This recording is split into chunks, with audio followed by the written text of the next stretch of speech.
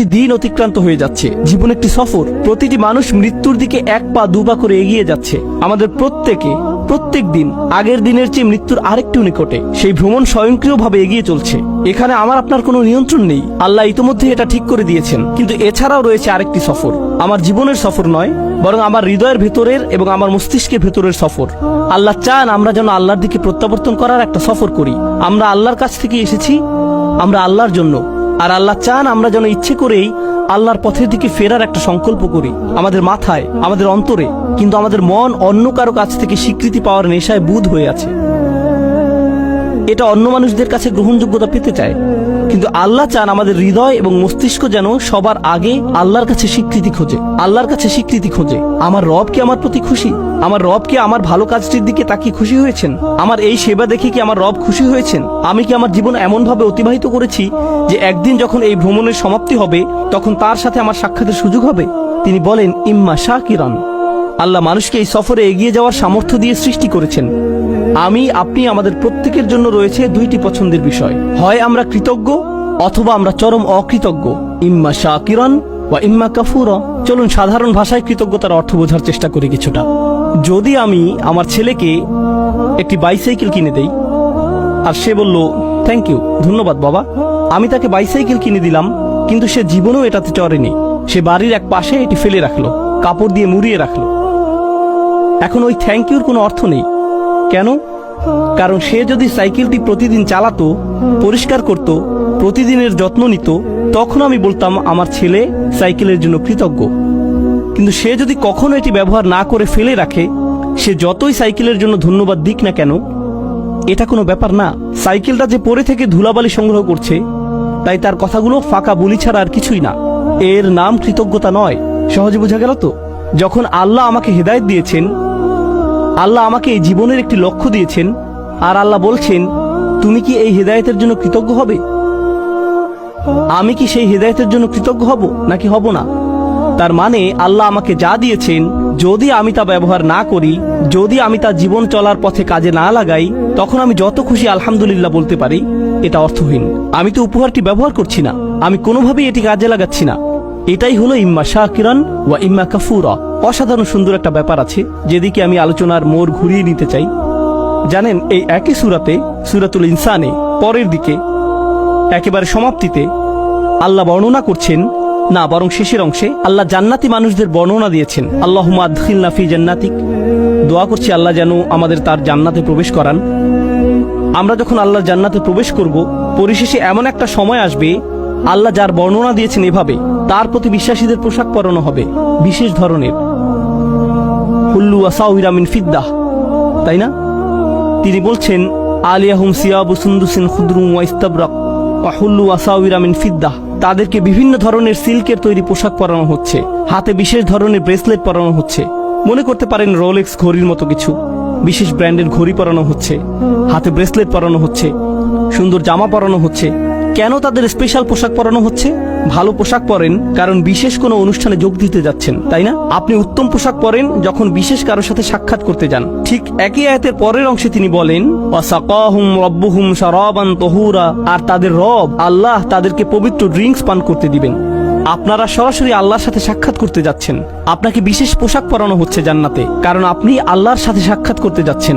এখন জান্নাতে যখন আল্লাহর সাথে আপনার সেই সাক্ষাৎটি হবে, আল্লাহ আমাদের সবাইকে তার সাথে সেই সাক্ষাৎটি করার সৌভাগ্য দান করুন।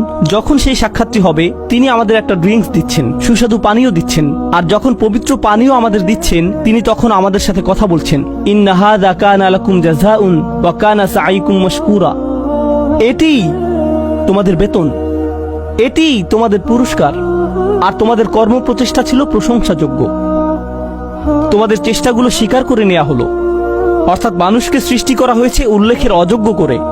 মানুষ মরে যায়, এরপর অন্যরা হয়তো কিছুকাল তাদেরকে মনে রাখবে অথবা রাখবে না, কিন্তু আল্লাহ বলছেন, মহাবিশ্বের বয়সের চেয়েও বেশি সময় ধরে এবং যতকাল যাবৎ আকাশসমূহ এবং পৃথিবী বর্তমান আছে তার চেয়েও বেশি সময় ধরে আল্লাহ আমার চেষ্টাগুলোর কথা মনে রাখবেন। আল্লাহ তার স্বীকৃতি দিবেন। আল্লাহ বলবেন, তুমি উত্তম প্রচেষ্টা দেখিয়েছো, আর তার পুরস্কার তুমি এখন পাচ্ছ। আল্লাহ আমার স্বীকৃতি দিবেন। আমি তখন মাজকুর হয়ে যাব আল্লাহর নিকট। আল্লাহ নিজে আমার উল্লেখ করবেন। আমরা যে আল্লাহর জিকির করি, এটি একটি দিক। আর এই আয়াতে আল্লাহ আপনার জিকির করছেন, তিনি আপনার কথা উল্লেখ করছেন, তিনি আপনার প্রচেষ্টাগুলোর কথা মনে করছেন, তিনি আপনার চেষ্টাগুলোর স্বীকৃতি দিচ্ছেন। তো এখন আমি আমার চাহিদা সম্পর্কে শিখলাম যে এটা বৈধতা চায়, আমার স্বীকৃতি পাওয়ার চাহিদা, আমার উল্লেখ পাওয়ার আকাঙ্ক্ষা। আল্লাহ যে পিপাসা আমার ভিতরে স্থাপন করে দিয়েছেন, আর কোনো মানুষ সে তৃষ্ণা কখনো মেটাতে পারবে না। যখন অন্য কারো মনোযোগ চাইবেন বা অন্য কারো স্বীকৃতি চাইবেন, আপনি সর্বদা হতাশ হবেন। এরপর উপলব্ধি করবেন যদি আপনি সত্যি কৃতজ্ঞ হন, যদি প্রকৃত শুকরগুজারি হন, তখন আপনি শুধু আল্লাহর কাছ থেকে স্বীকৃতি খুঁজবেন, শুধুই তার কাছে। এটাই আপনার জন্য যথেষ্ট। আর যখন তা যথেষ্ট হবে, জান্নাতে আল্লাহ বলবেন এই যে তোমার স্বীকৃতি। এটা সেই একই সূরা। প্রসঙ্গত, যখন আমরা অন্যদের জন্য মঙ্গলজনক কিছু করব, ইউতআইমুনা তাআম, তারা অন্যদের আহার করায়, আল্লাহ বলেন ইন্নামা নুতআইমু লিওয়াজহিল্লাহি লা নুরিদু মিনকুম ওয়াজাযাউন ওয়ালা শাকুরা। এমনকি যখন আপনি অন্যদের জন্য ভালো কিছু করেন, আপনি তাদের নিকট প্রশংসা খোঁজেন না, আপনি থ্যাংক ইউ খোঁজেন না, আপনি তাদের কাছে স্বীকৃতি খোঁজেন না। এই কথা আপনি নিজেকে মনে করিয়ে দেন এবং তাদেরকেও। আমি আপনাদের কাছে কিছুই চাই না, আমি শুধু আল্লাহর সামনে কিছু নিয়ে দাঁড়াতে চাই। আমি শুধু চাই আল্লাহ দেখুক আমি কি করেছি। আমি শুধু চাই আল্লাহ যেন আমার এই কাজে খুশি হন। এটাই আমার সমস্ত চাওয়া। আর এই শিক্ষাটি আল্লাহ আমাদেরকে এই সুন্দর সূরার একেবারে কেন্দ্রে প্রদান করেছেন, স্মরণীয় হওয়ার প্রশ্নের মাধ্যমে। আমাদের তাদের অন্তর্ভুক্ত হওয়া যারা আল্লাহর প্রতি কৃতজ্ঞ, আল্লাহর প্রতি কৃতজ্ঞতার জিন্দেগি যাপন করা। একদিন এমন বিষয়ে পরিগণিত হবে, আমাদের তাদের অন্তর্ভুক্ত হওয়া যারা আল্লাহর প্রতি কৃতজ্ঞ, আল্লাহর প্রতি কৃতজ্ঞতার জিন্দেগি যাপন করা একদিন এমন বিষয়ে পরিগণিত হবে যখন আল্লাহ আমাদেরকে স্বীকৃতি দেবেন। ঠিক এই ভ্রমণটি এখানে ঘটেছে। এই সূরার একেবারে শুরুতে আপনারা দেখবেন আল্লাহ উল্লেখ করছেন আমরা আমাদের মায়ের গর্ভে ছিলাম। আর মায়ের পেটকে বলা হয় রাহাম, গর্ভকে বলা হয় রাহাম। আর সূরার সমাপ্তিতে আল্লাহ বলেন ইদখিলু মাইয়াশাউ ফি রাহমাতিহি। তো তিনি আশারা ইলা রহমা ফিল বিদায়া, তিনি রহমের দিকে ইঙ্গিত করলেন, তিনি রহমের দিকে ইঙ্গিত করলেন সূরার সূচনাতে। আর উপসংহারে তিনি বললেন তিনি যাকে চান তার রহমতে প্রবেশ করান, অর্থাৎ তার জান্নাতে। ঠিক যেভাবে আপনার প্রতিটি চাহিদা পূরণ করা হচ্ছিল আপনার মায়ের রাহামের ভিতরে, সেটা ছিল রাহামের প্রথম এপিসোড। আর রাহামের শেষ এপিসোড আমার আপনার জন্য অপেক্ষা করছে, আর তা হলো আল্লাহর রাহমা আসলে, আর তা হলো জান্নাতে প্রবেশ। আল্লাহ আমাদের সবাইকে তার জান্নাত প্রদান করুন। আপনাদের অনেকেই গ্র্যাজুয়েট হচ্ছেন বা গ্র্যাজুয়েট হয়ে গেছেন, পেছনে বহু স্মৃতি রেখে যাচ্ছেন, চমৎকার সব স্মৃতি, বন্ধুত্বের, শিক্ষার, অভিজ্ঞতার। এই ভার্সিটিতে, এই স্থানে, এই ধরনের স্থানগুলো একসময় নিজের কাছে নিজের বাড়ির মতো মনে হয়, আমার অবিচ্ছেদ্য অংশে পরিণত হয়। এরপর কয়েক বছর পার হওয়ার পরে আপনার তখন চাকরি থাকবে, বিয়ে করবেন, ব্যস্ত হয়ে পড়বেন, আরো কত কিছুতে। হঠাৎ একদিন সিদ্ধান্ত নিলেন নিজ ভার্সিটিতে বেড়াতে আসবেন, ঠিক শুধু অতীত স্মৃতিগুলো মনে করতে। আবার ভার্সিটিতে ঘুরতে এলেন, তখন লক্ষ্য করেছেন দেয়ালগুলো আগের মতোই আছে, রাইট? রেস্টুরেন্টটাও আগের মতোই, বন্ধুদের সাথে যে জায়গাগুলোতে আড্ডা দিতেন তাও আগের মতোই আছে, অজুর জায়গাটাও একটুও বদলায়নি। কিন্তু আশেপাশের সবগুলো মুখ অপরিচিত, কেউ আপনাকে চেনে না। সবকিছুই আগের মতো সুন্দর, কিন্তু আমার জন্য নয়, এখন এগুলো অন্যদের জন্য। আপনাকে সম্পূর্ণরূপে সরিয়ে ফেলা হয়েছে, আপনি আর এখানে মাযকুর নন। এমনকি এই ধারণা যা আর কখনো ফিরে পাই না। শিক্ষকের হয়তো আপনার কথা স্মরণে আনতে বহু কষ্ট হয়, তাকিয়ে বলে তুমি আমার ক্লাসে ছিলে, রাইট? আমি ভেবেছিলাম আমি আপনার সেরা ছাত্র। না, আমার এরকম বহু সেরা ছাত্র আছে, তুমি অতটা সেরা নও। আপনার নাম এভাবে মানুষ ভুলে যাবে। তাই আমাকে আপনাকে একটা সিদ্ধান্ত নিতে হবে। ভার্সিটি ছেড়ে যাওয়ার এই ক্ষণে, গ্র্যাজুয়েট হওয়ার এই মুহূর্তে তোমরা হয়তো চাকরি নিয়ে ভাবছো, একটি ক্যারিয়ার নিয়ে ভাবছো, তোমার জীবনের পরবর্তী চ্যাপ্টার নিয়ে ভাবছো।